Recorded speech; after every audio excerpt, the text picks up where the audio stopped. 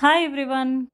Silver brass ఐటమ్స్‌ని ఎక్కువ శ్రమ పడకుండా త్వరగా క్లీన్ చేసుకోవాలి అనంటే, ఇప్పుడు నేను చూపించే సొల్యూషన్ అయితే ఒకసారి ట్రై చేసి చూడండి. నేనైతే ఇక్కడ బేకింగ్ సోడా తీసుకున్నాను. ఒక 2 టేబుల్ స్పూన్స్ అనుకోండి. అలాగే శనగపిండి అనమాట. శనగపిండి అయితే ఒక కప్పు నిండా తీసుకున్నాను.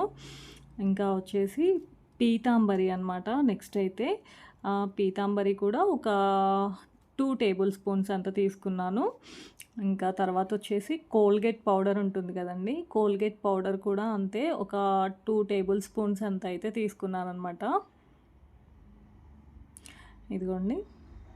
ఇక్కడైతే కోల్గేట్ పౌడర్ వేస్తున్నాను. ఇవన్నీ అయితే ఇంకా సిల్వర్ ఐటమ్స్‌ని గానీ, బ్రాస్ ఐటమ్స్‌ని గానీ క్లీన్ జేయడానికి యూజ్ చేసే ఐటమ్సే కదా!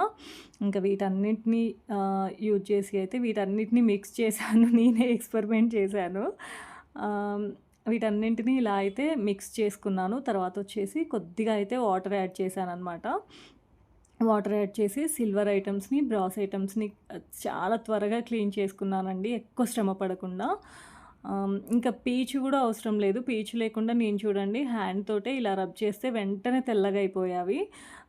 కాపర్ ఐటమ్స్‌ని కూడా వీటితో అయితే క్లీన్ చేశాను కానీ అంత ఎఫెక్టివ్‌గా అయితే క్లీన్ అవ్వలేదండి. ఈ సొల్యూషన్‌తో అయితే మళ్ళీ నేను తొనలతో అయితే క్లీన్ చేయాల్సొచ్చింది.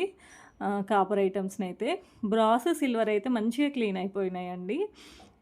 మీకు ఒకవేళ యూజ్‌ఫుల్ అనిపిస్తే మీరైతే ఒకసారి ట్రై చేసి చూడండి. నాకైతే మంచిగా ఎఫెక్టివ్‌గా పనిచేసింది.